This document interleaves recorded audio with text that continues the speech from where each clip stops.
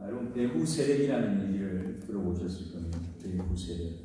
겉으로 드러난 것을 움직이는 실체, 그걸 배후 세력이라고 합니다. 오늘 신문에 나온 몸통이다 그런 얘기를 하죠. 우리가 살고 있는 이 세상은 바로 모종의 흑암의 배후 세력이 약한 자들을 악의 도구로 사용하는 현장이 바로 세상입니다.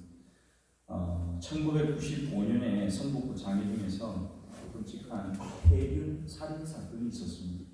그 살인 사건의 주인공은 이호성이라고 하는 사람입니다. 혹시 본 기억이 있는지 모르겠습니다. 제가 처음 회사 생활할 때 95년도에 호텔로 이제 다니고 있을 때에 신문, 그때는 다 신문으로 왔거든요.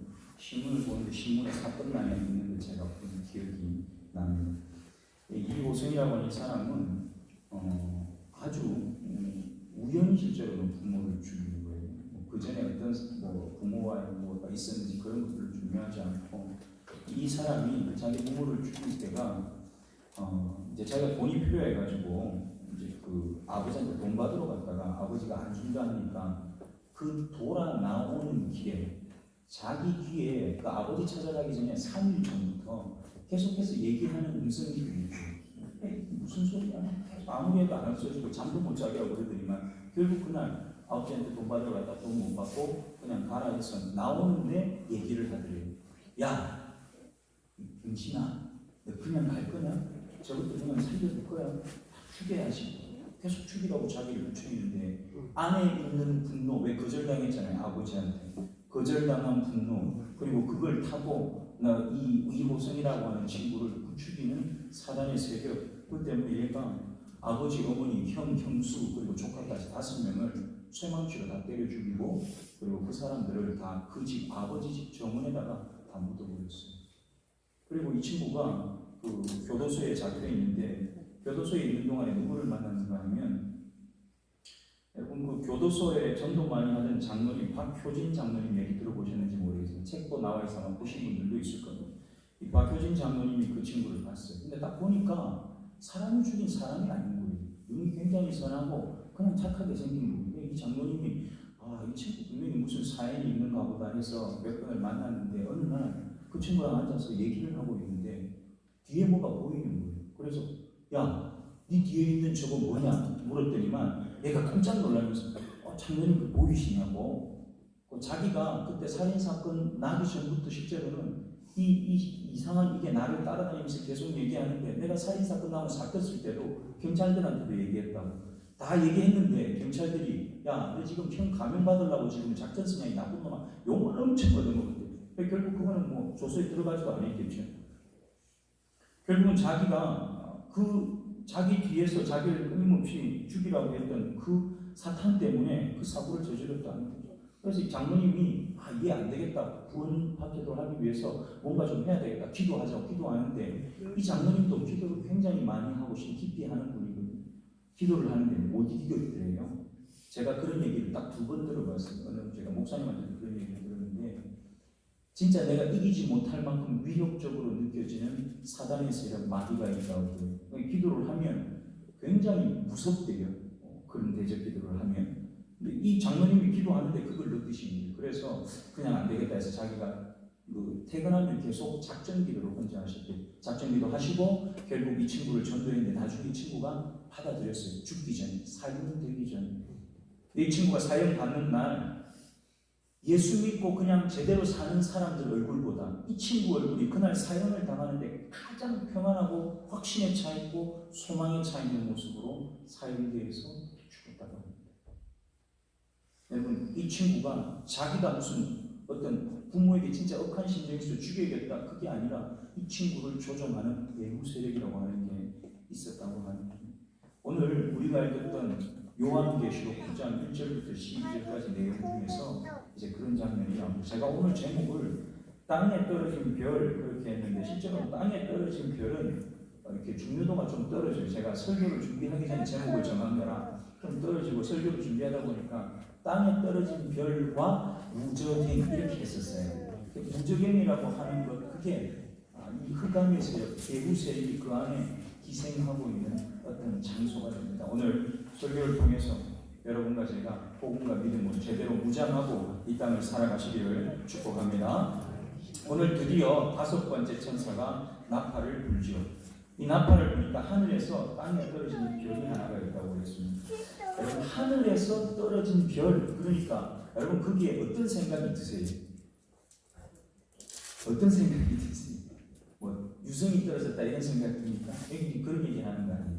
여기서 말하는 하늘에서 별이 떨어졌다. 실제로 성경에서요, 떨어졌다 이 표현은 타락하고 많이 연관이 됩니다. 타락. 그런데 이 본문은 지금 이 9장 1절에 나오는 떨어진 그 별은 그거하고 상관이 없어요. 타락하고.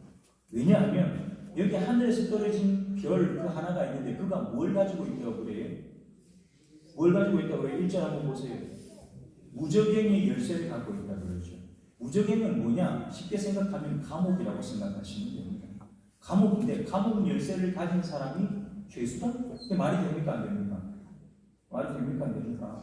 죄수한테 열쇠 주고 야 감옥 잘 지켜라 그런 사람도 있습니까? 없지요. 무저갱이라고 하는 것은 죄수들 사단이 들어가서 거기에 갇히는 곳인데 사단한테 열쇠 주면서 야 잘 지켜라 말이 안 되죠. 여기 지금 하늘에서 떨어진 별이라고 할 때 이 별은 실제로는 하나님 천사를 얘기합니다. 우리가 뭘 보고 확인할 수 있는가 하면 계시록 20장을 한번 찾아보십니다. 계시록 20장 1절입니다.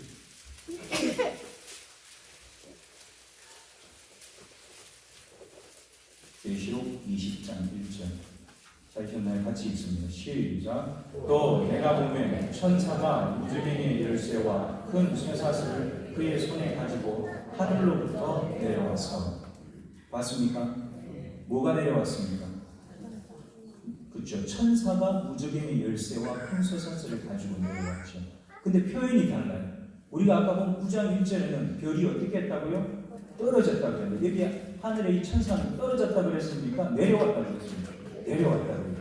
이게 어떤 단어를 써서 표현을 하느냐에 따라서 달라집니다. 여러분, 별이 하늘에서 내려왔다. 이게 어울립니까? 별이 하늘에서 떨어졌다. 이게 어울립니까? 별은 떨어지는 거죠. 그건. 별은 떨어졌다가 어울리는 거예요. 근데 천사가 떨어졌다. 이러면 어울립니까? 안 어울립니까? 그건 이상하죠, 약간. 그러니까 이게 천사는 떨어진 게 아니고 천사는 내려온 거고 별은 떨어진 거예요. 이게 지금 20장 1절에 나오는 것과 9장 1절에 나오는 그 하늘에서 떨어진 별, 하늘에서 내려온 천사는 같은 존재를 의미하는 겁니다. 그 손에 무저갱의 열쇠를 가지고 있다고 하는 것도 바로 그런 것을 드러내는 한 가지 표현이라고 볼 수 있습니다. 그래서 이 천사는 타락한 천사가 아니라, 여기 나오는 떨어진 별 이 천사는 타락한 천사가 아니라 하나님의 명령을 받고 감옥 무저갱을 지키는 직임을 받은 천사다, 그렇게 보시면 되겠습니다. 그런데 여기에 그 천사가 받아온 열쇠의 사용처가 되는 무저갱이 또 있잖아요. 무저갱은 뭐냐? 무저갱을 원문을 이렇게 찾아보니까요, 이 무저갱은 두 단어로 이루어져 있습니다. 두 단어. 하나는 우물 혹은 구덩이라는 뜻이 있는 단어하고 명사. 그다음 또 한 단어는 형용사인데요, 깊은, 힘있는 그런 뜻을 가지고 있는 또 두 단어가, 그 바닥이 없는 그 깊음이라고 하는 그 단어가 바닥이 없다라고 하는 것도 같이 있어요. 바닥이 없는 구덩이니까 끝이 있습니까? 없습니까? 거기 빠지면 못 나오는 거예요. 거기에 빠지면 못 나오는 거예요. 이 바닥이 없는 구덩이, 우물이라고 하는 뜻을 가진 이 무저갱. 여러분, 이 무저갱은 고대인들이 갖고 있는 우주에 대한 사고방식. 제가 계시록 시작하면서부터 고대인들은 이 우주를 3층으로 되어 있다고 생각했다고 얘기했는데 혹시 기억이 나십니까? 1층은 어디입니까? 어디를 기준으로 하면 됩니까? 우리가 살고 있는 이 땅은 여기에 1층입니다. 1층이 있어요. 땅이 있어요. 왜냐하면 땅은 네모나게 생긴 거니까 고대인들 입장에서는 땅. 그 다음에 그 땅 위에는 뭐가 있습니까? 2층은 하늘입니다. 그렇죠? 하늘이 있어요. 그런데 고대인들은 2층 이상 가봤습니까? 안 가봤습니까? 못 갔어요. 그러니까 2층밖에 없어요, 그 사람들한테는. 그 다음에 또 하나가 어디에 있습니까? 가보지는 않았지만, 끝까지 가보지는 않았지만 밑에 뭐가 있어요? 지하가 있잖아요. 땅 아래 세계가 있다고 합니다. 그래서 고대인들은 우주를 3층으로 생각했어요. 하늘, 땅, 땅 아래. 여기에 나오는 바닥이 없는 구덩이, 이 무저갱이라고 하는 것은 그 세 층 중에서 지하에 있는 세계, 거기를 무저갱이라고 부르는 겁니다. 이 무저갱은 실제로 우리가 누가복음 8장 31절에 보면요, 예수님께서 귀신을 쫓아내시는데 이 귀신들이 어디에 들어가 있는가 하면 귀신 들린 사람 속에 있다가 예수님께서 그 귀신을 쫓아내려고 하는데 얘들이 뭐라고 하는가 하면 예수님 저희들 무적행으로 보내지 마시고 그냥 저 돼지떼한테 보내주세요. 군대 귀신들이 그렇게 얘기합니다. 그러니까 이 귀신들이 들어가는 데가 어디라고요? 무적행. 무적행은 그래서 감옥이라 이 말입니다. 사탄들의 감옥, 예수 그리스도를 주인으로 인정하지 않는 사람들의 감옥, 하나님을 거절하는 사람들의 감옥, 그곳이 바로 무적행이라고 하는 겁니다. 그런데 이 무적행이요, 문을 뚜껑을 여니까 이게 요한이 이게 봤을 거 아니에요. 그걸 환상으로 봤을 거 아니에요. 또 어떻게 봤을지가 너무 궁금해요. 영화로 만약에 보여주면 어떻게 이 장면을 보여줄까? 저는 아무리 생각해도 이게 상상이 안 가요. 뚜껑을 얼마나 걸 만들었을까? 우리 교회만한 뚜껑 만들어가지고 천사가 이걸 막 여는 그런 장면을 봤을까요? 어쨌거나 간에 분명히 뚜껑을 열었어요. 뚜껑을 여니까 그 무적행문을 통해서 뭐가 나오는가 하면 화덕에서 연기가 나는 시. 여러분 화덕에서 연기 나는 거 보셨어요? 그 연기가요 심하게 확 피어올라오면 눈을 못 떠요. 앞이 안 보여요. 이 연기가 확 피어오르는데 뭐가 가려지는가 하면 하늘에 있는 해가 가려지고 내가 살고 있는 이 공기, 이 대기가요 그 연기 때문에 아무것도 안 보이는 침침한 상태로 변하는 겁니다. 이건 뭐하고 좀 비슷한 느낌인가 하면 창세기를 보면 소돔과 고모라가 멸망하는 장면이 나옵니다. 19장에. 여러분 소돔과 고모라가 멸망하고 그 롯과 그 자녀들이 나가서 뒤를 이렇게 돌아보니까 소돔과 고모라가 뭐처럼요? 거기에 옹기정 같은 연기가 소돔과 고모라에서 피어오르더라. 그런 장면이 나옵니다. 그러니까 이 무적행에서 화덕에 연기 나오는 것처럼 나오는 그 상황은 뭐냐? 이미 심판이 끝난 상황입니다. 하나님께서 소돔과 고모라를 유황과 불 가지고 다 심판하고 난 다음에 피어오르는 게 뭡니까? 연기거든요. 옹기정 같은 연기가 쫙 피어오르는데 지금 이 무적행에서도 똑같은 연기가 피어오른다는 겁니다. 이 연기가 피어오른다. 이게 요엘 2장 2절에 보면 이런 표현이 나옵니다. 제가 읽을게요. 어둡고 캄캄한 날, 빽빽한 구름이 낀 날, 그런 표현을 합니다. 여러분 어둡고 캄캄한 날, 빽빽한 구름이 낀 날은 어떤 날입니까? 그날은 마지막 날입니다. 어둡고 두려운 날이라고 할 수 있습니다. 이런 날의 현상을 이 무적행에서 지금 우리가 무적행 뚜껑을 여니까 보게 되는 겁니다. 여기에서 해를 가리고 공기를 어둡게 하는 연기라고 하는 것은 무엇을 의미하느냐? 여러분 이 시대에 우리의 생각과 우리의 판단력을 흐리게 하는 겁니다. 무감각하게 만드는 거예요. 우리의 이성과 우리가 가지고 있는 신앙의 판단력을 제일 무감각하게 하는 도구가 뭔지 아십니까? TV입니다. TV. 영화입니다. 여러분 좋아하는 휴대폰 속에 다 나오는 거예요. 특별히 우리 젊은 친구들은 정신 똑바로 차리고 살아야 됩니다. 너희들 앞으로 살 일이 진짜 큰일이다 이 말이죠. 왜냐하면 실제로는 제가 자라면서 처음 제가 대학 들어갈 때만 해도 지금부터 30년 전이에요. 30년 전에 대학 들어갈 때만 해도 그때는요 TV에서 그 결혼하기 전에 동거, 그 다음에 또 뭐 있죠? 그 다음에 뭐 이혼에 관련된 거, 그 다음에 또 뭐 바람나는 거.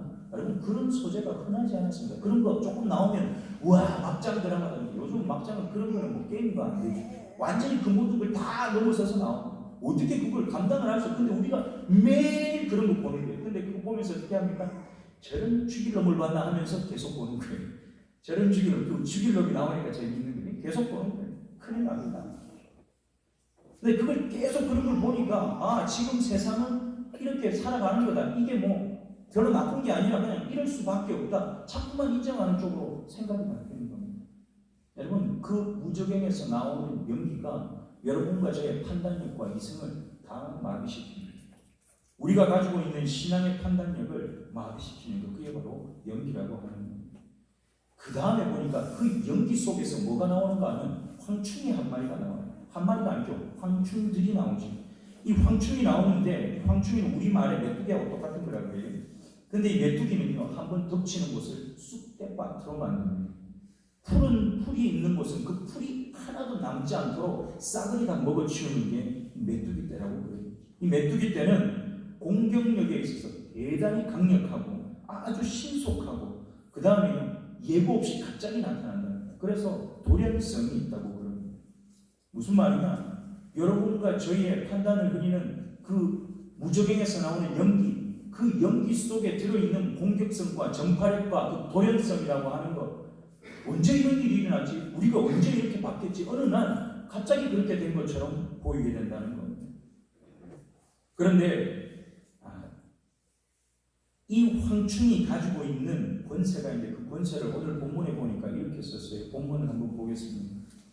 3절 한번 같이 읽겠습니다. 뭐라고 했습니까? 3절 시작. 또 황충이 연기 가운데로부터 땅 위에 나오매 그들이 땅에 있는 정갈의 권세와 같은 권세를 받았더라. 이 정갈의 권세를 가졌다고 하는데 이 정갈의 권세는 밑에 보면 사람들을 죽이지는 못한답니다. 그럼 공격을 받고 목이 잘리면 죽어야 되는데 안 죽는 거예요. 어떻게 해요? 아프기만 하고 고통스럽고 엄청나게 고통스러운데 차라리 죽었으면 좋겠는데 죽지 않고 고통스럽기만 한 것. 심각한 부상을 입히기는 하는데 절대로 죽이지는 못하는 것. 그게 이 황충이 가진 정갈의 권세입니다. 지금 우리가 사는 시대가 저는 거의 이런 시대인 것 같습니다. 굉장한 혼란이 있죠.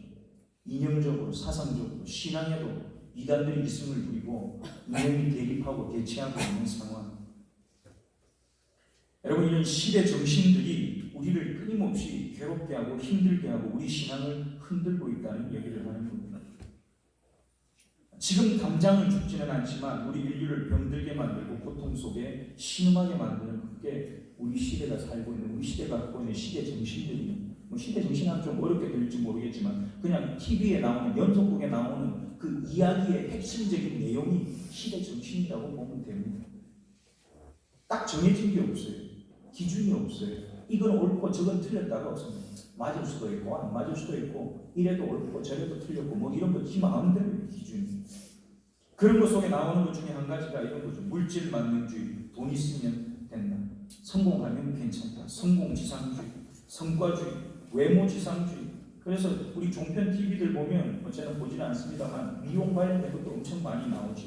먹는 것 관련된 것, 소수인권이 지나치게 신장되는 것, 정상적인 사람이 다 비정상이 되는 것, 권위가 상실되고 이념이 극한 대치가 끊임없이 이어져 가는 것. 그게 바로 연기 속에서 나와서 우리의 정신과 우리의 신앙을 희미하게 만드는 것들, 무감각하게 만드는 것들이라고 성경이 얘기를 합니다. 우리가 그거 확실하게 볼 수 있는 게 오늘 본문 4절에 보니까 이렇게 4절에 쓰고 있습니다. 한번 볼까요? 4절입니다. 시작. 그들에게 이르시되 땅에 풀이나 푸른 것이나 각종 수목은 해하지 말고 오직 이마에 하나님의 인침을 받지 아니한 사람들만 해하라 하시더라. 아멘. 이 연기와 그 속에 있는 황충들이 공격하는 대상이 이 자연세계라 했습니까? 아니면 우리라고 했습니까? 인간들입니다. 그렇죠? 인간들인데 어떤 인간입니까?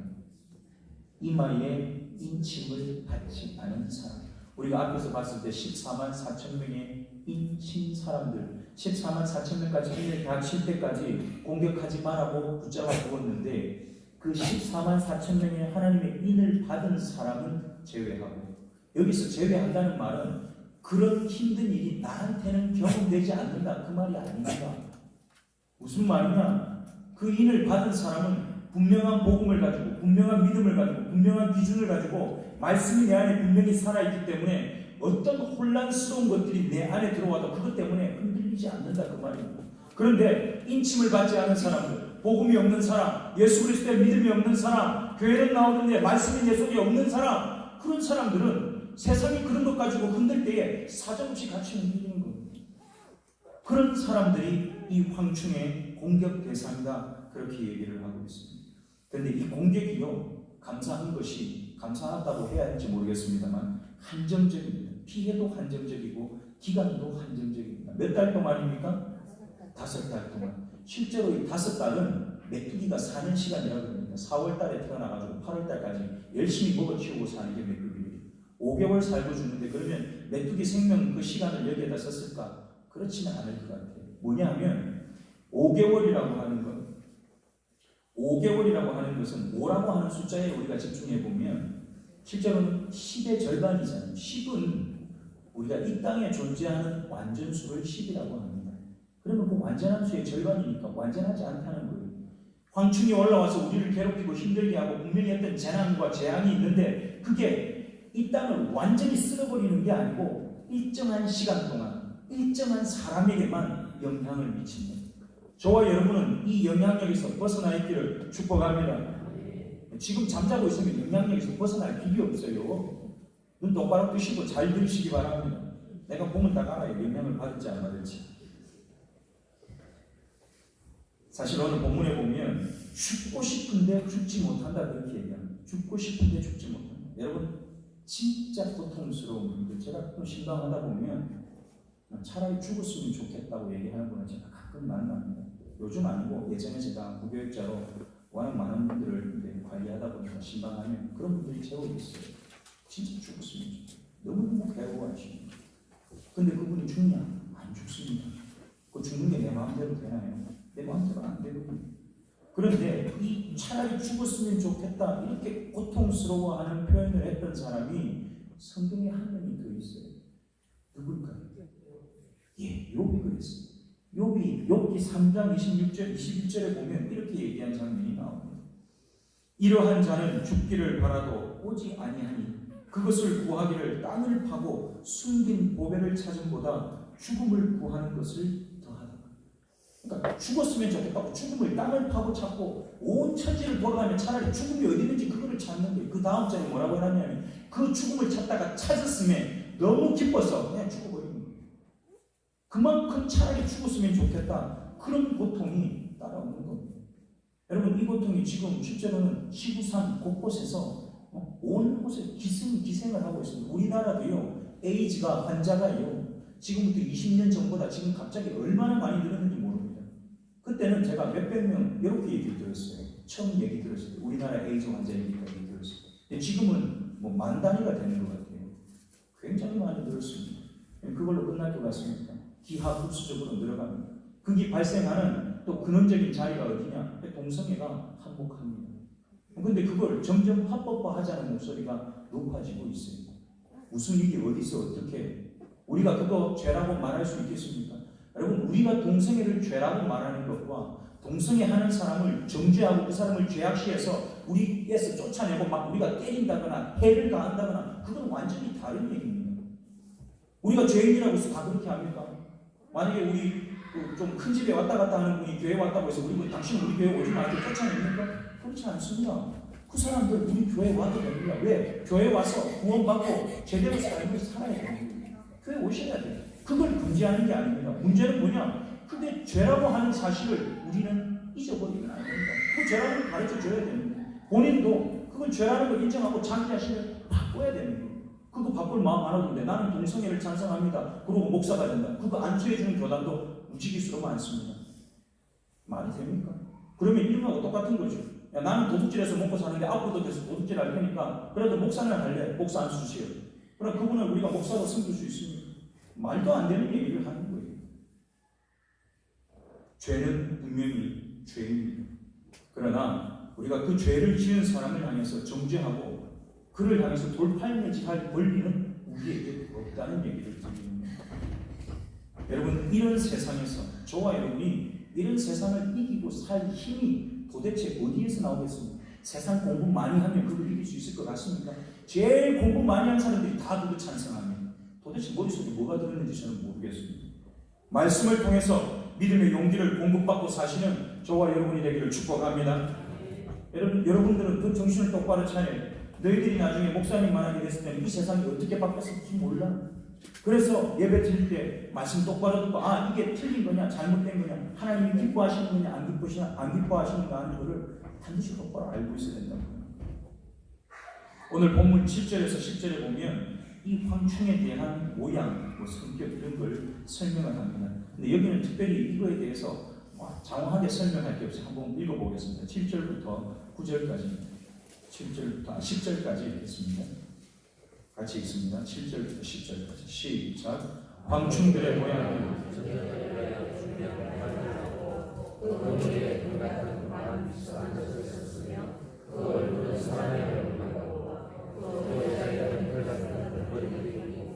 그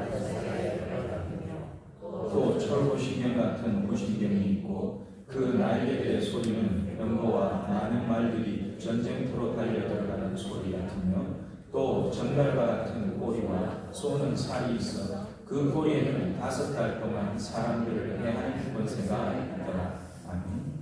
이 5달 동안 해하는 권세는 뒷부분에 나오는 얘기였습니다. 아까 제가 앞에서 설명할 때 미리 다 얘기를 했고요. 여기 보면 여기 지금 황충의 모양을 설명을 하는데 여러분이 보시기에는 어떻게 보입니까? 제가 보기에는 해괴망측한 괴물입니다. 그렇잖아요. 생긴 거는 앞에 머리는 말같이 생겼는데 또 보니까 사람 얼굴도 들어있고 사람 얼굴 들어있는데 말해 보니까 뭐 여자 머리가 또 길다랗게 같이 붙어있고 그다음에 꼬리는 어떻습니까? 정갈꼬리. 정갈꼬리는 뒤에서 쏘는 거라 실제로는 이게 잘못된 기습 공격을 당할 수 있는 꼬리거든요. 기습하는 꼬리 공격용 무기도 뒤에 달려있고 난리가 아닙니다. 이 여기에서 말하는 이 황충의 모양을 잘 보면 이게 어떤 싸움인가 하는 게 대충 알 수가 있습니다. 어떤 싸움이냐? 이 싸움은 그 황충과 싸움하는 사람들이 절대 이길 수 없는 싸움. 이 말의 머리에 뭘 썼다 그럽니까? 금 같은 관을 썼다고, 왕관을 썼다 그러지. 이 왕관은 이긴 사람이 쓰는지 진 사람이 쓰는 게 아니에요.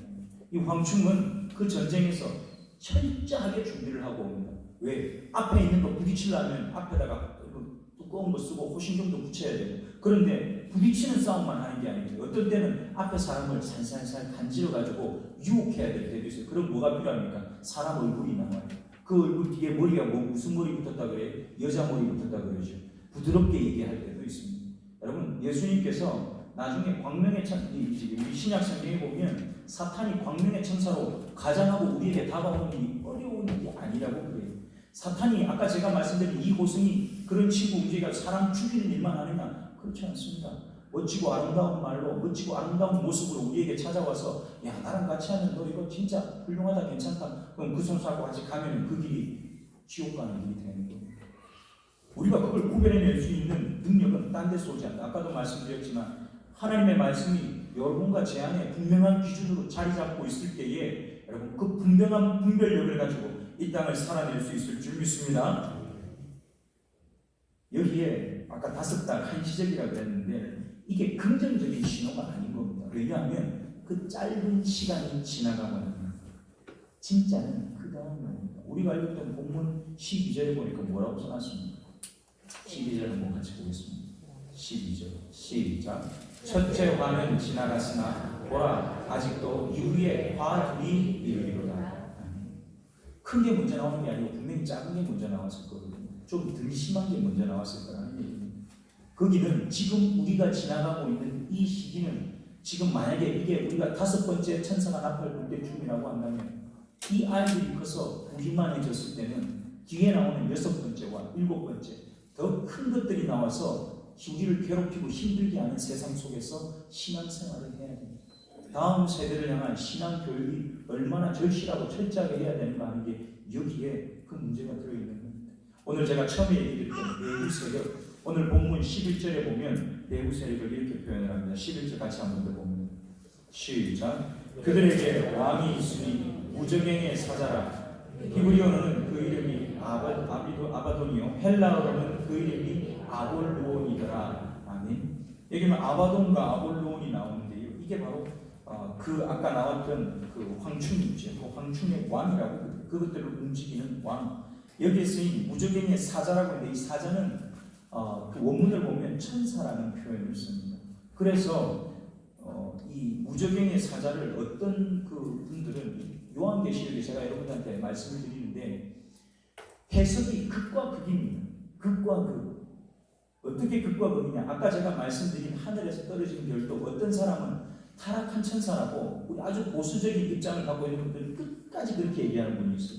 근데 제가 말씀드릴 때 그건 타락한 천사라고 했습니까? 안 했습니까? 아니라고 했죠. 계시록 20장 1절에 나오는 하늘에서 내려온 천사라고 제가 얘기를 드렸습니다. 근데 그걸 그렇게 인정 안 하는 분들도 있습니다. 근데 제가 볼 때는 성경에서 얘기하는 대로 그렇게 보는 게 전체 흘러가는 맥락에 맞는 얘기라는 겁니다. 그래서 제가 여러분들에게 그렇게 지금 해석을 해서 설명을 드리는 거니까 혹시나 딴 데서 책을 보거나 궁금해서 찾아보다 보면 다른 얘기가 있어요. 그런 게 있으면 저한테 갖고 와서 물어보십시오. 혼자 그걸 끌어안고 우리 목사님이 이단이 되셨나 이런 고민하지 말고 아시겠습니까? 예, 특별히 젊은 분들은 꼭 저한테 와서 확인을 하시기 바랍니다. 이 무저갱을 지배하고 그곳에 사는 왕인데요. 이 사자는 제가 볼 때는 이 사자는 얘가 이제 타락한 천사입니다. 이 무지개 안에 들어있는 이 사람은 이 사자는요 열쇠를 갖고 있는 게 아니고 그 무지개 안에 사는 왕이에요. 무슨 말이 감옥에 사는 왕이라고. 감옥에 잡혀 있는 것들 중에 왕초라고. 그러니까 얘는 타락한 천사라고 보는 게 100% 맞는 얘기입니다. 근데 이걸 히브리어는 아바돈, 헬라어로는 아볼론이라고 그러는데 이게 또 재미있는 게 있어요. 아볼론이 여러분과 제가 어릴 때 봤던 그리스 로마 신화에 나오는 아폴로 그 신의 이름을 갖다 쓴 거예요. 왜 이 신의 이름을 썼냐? 지금 이 요한이 잡혀서 이걸 환상을 보고 성경을 쓸 때는 누구의 지배하에 있을 때입니까? 이스라엘이 누구 지배하에 있을 때입니까? 로마. 그 정도 받으셔야지. 누구 지배예요? 로마. 무서운 놈들이에요. 로마의 지배하에 있는데 이 아폴로라고 하는 신의 이름을 로마 황제에게 많이 붙였습니다. 왜냐하면 로마 황제는 이 땅에 존재하는 아무도 따라올 수 없는 신 중의 신왕이다. 그렇게 불렀기 때문에 아폴로 이름을 로마 황제에게 붙였어요. 그리고 여기에 나오는 그 아폴로라고 하는 이름이 만약에 그 아바돈, 아볼론, 무적의 그 사자, 왕이라고 하는데 그 이름이 붙여졌다고 한다면 얘는 무조건 사탄인 거예요. 성경에 로마의 황제는 사탄의 대표격으로 나오지 하늘의 천사를 대표하는 사람으로 절대 나오지 않습니다. 그러니까 여기에 나오는 이 아발론, 무적행의 진짜 배후 세력은 누구다? 사탄이라는 겁니다. 여러분 이 세상을 지배하는 배후 세력 너무 강력해 보여가지고 무섭기까지 한 사탄과 흑암의 세력이 우리를 끊임없이 집어삼키려고 도사리고 있다는 겁니다. 그러나 복음과 믿음으로 무장한 성도들은 이 싸움에 희생양이 절대로 되지 않을 줄 믿습니다. 되지 않으셔야 합니다. 아멘 안 하신 분들은 뭐 이래도 저래도 상관없다고 제가 들어도 되겠습니까? 여러분이 가지고 있는 믿음은 이 싸움에 절대로 희생양이 될 수가 없어요. 왜냐하면 절대로 찬성하지 않고 이걸 따라가지 않을 거기 때문에 그렇습니다. 여러분 오직 믿음 없는 자들, 복음의 능력을 부인하는 자들, 이바에 하나님의 일을 맞지 않은 사람들만이 이 싸움에서 희생양이 되는 겁니다. 잡혀가는 거예요. 무적행위. 사랑하는 생초교회 성도 여러분, 아직 정말 충격적이고 끔찍한 재난이 시작되지 않았습니다. 이 정도는 제대로 된 신앙이라고 한다면 넘어갈 수 있는 겁니다. 넘어간다는 말은 나한테 오지 않는다는 말이 아니라 와도 내가 허들을 뛰어넘는 그 달리기 선수처럼 뛰어넘을 힘이 우리에게 있다는 얘기입니다. 이겨낼 믿음의 실력이 있다는 얘기입니다. 저와 여러분은 마지막 때를 마치 물리를 걸었던 베드로처럼 우리 새벽기도 시간에 베드로가 물리를 걷는 얘기가 나오거든요. 정말 베드로 정신이 없어서 보통 없는 거 아니에요. 예수님이 물리에 걸어오시면서 베드로야 내가 이러니까 주님이시거든 저를 하여금 오라 하세요. 와라 그러니까 정신없이 물 위로 확 뛰어들어버려요. 물 위에 진짜 자기가 막 걸어가는 거예요. 근데 좀 있어 보니까 어떻게 해요? 내가 물 위에 있거든. 깜짝 놀랐어요. 바람도 불어오죠. 풍랑도 치죠. 그러니까 바로 물속에 빠져버립니다. 여러분 제가 새벽기도 시간에 그렇게 얘기했습니다. 베드로처럼이라도 하면 좋겠다. 정신없이 믿음 때문에 한 발 내딛는 복을 누리고 사시기를 축복합니다. 물에 빠지면 어때요? 물에 빠지면 누가 우리를 구해주실 겁니까? 예수님이 우리를 구해주실 거잖아요. 베드로가 빠지자마자 주님 저 좀 살려주세요. 예수님이 베드로 손을 잡아서 끌어올립니다. 예수님은요 저와 여러분을 물속에 빠진 거 끌어올려 주려고 항상 준비되어 있는 분입니다. 여러분 믿음의 용기를 가지고 이 땅을 살아가시기를 축복합니다. 아무리 강한 배후 세력이 온 세상과 우주를 움직인다 할지라도 우리는 우리를 구원하신 예수 그리스도의 십자가 능력을 의지하고 복음으로 무장하시고 믿음의 방패를 들고 성령의 검 곧 진리의 말씀의 칼을 가는 하나님의 불사로 준비되시기를 축복합니다. 아멘. 기도하겠습니다. 사랑의 하나님 감사합니다. 요한계시록의 말씀을 통해서 지금 우리가 살아가고 있는 세상이 어떤 모습인가를 끊임없이 다시 확인합니다. 여러분 사랑의 주님 이 전쟁의 한가운데 들어있는데도 우리는 이 전쟁을 준비하지 않고 그냥 소풍 나온 것처럼 그렇게 이 땅을 살 때가 많이 있습니다. 주님 소풍을 하고 있는 상황이 아닌 것을 다시 한 번 더 확인합니다. 아니, 내가 무엇으로 준비되어야 할지 분명히 보게 하시고 복음으로 하나님 우리에게 주신 믿음의 능력으로 준비되어지고 무장되어지는 우리가 되도록 우리 모두를 축복하여 주시옵소서. 그렇게 우리 걸음 인도하시는 하나님을 기대하오며 거룩하신 예수님 이름으로 기도하옵나이다. 아멘.